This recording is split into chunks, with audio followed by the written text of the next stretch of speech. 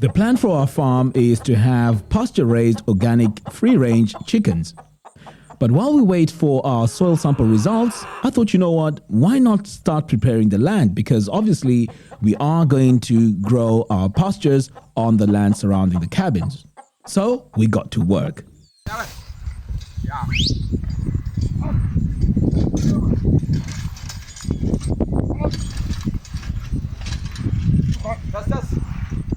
This reminds me of back in the day when I used to go to my grandmother's place, for holidays when I was in primary school, and we used to be woken up very early in the morning, and this is how we used to plow the land. So during the developments of all these structures, I was advised that it is better to have a well rather than to drill a borehole, because a borehole is more expensive.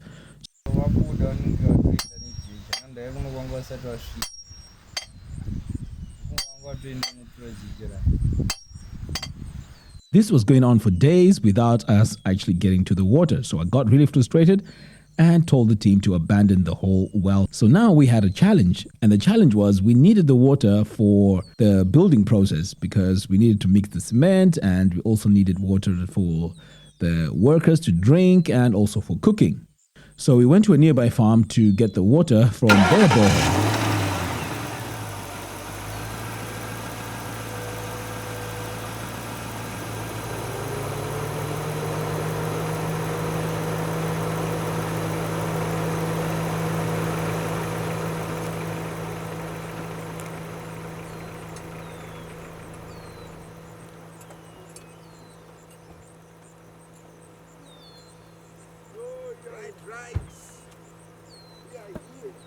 Now, this is quite temporary because we do definitely need to have our own borehole. Okay, so it looks like we have our soil sample results. Let's take a look. So right away, I can see that we might have a problem here. It looks like A5 is going to be plot number 5, plot number 6. Okay, so this is the texture and the pH here, which is the most important metric. It's at 4.0, 4.1. So pretty much these are the same. Very, very low on the pH scale, which means that we have to do quite a lot. But in fact, you know what? Let me not rush here, and let's continue on and see what McDonald has to say here. So here he's saying both soils are acidic and below the optimal pH range of 5.5 to 7. Okay, that's a problem. So, and then he goes on to say both soils have significantly low levels of all nutrients. Now that is super sad, because you know what? If I was on the ground, and sometimes when you look at land, you just assume that you can just plant anything on it, or at least that's just me. I would have just gone there, started planting whatever I wanted to plant, and hope for everything to work as long as there is water.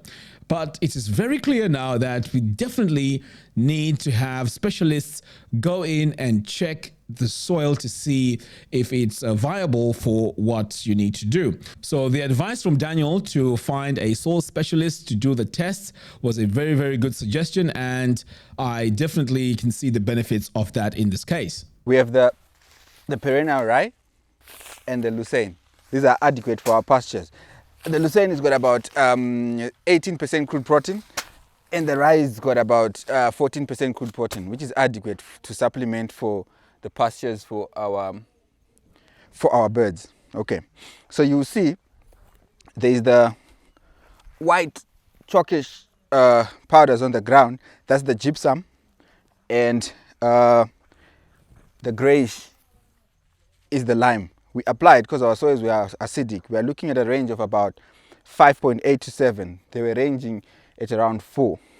So we added that, which will aid in increasing our soil pH before we planted our rye. So we're now waiting for the rains.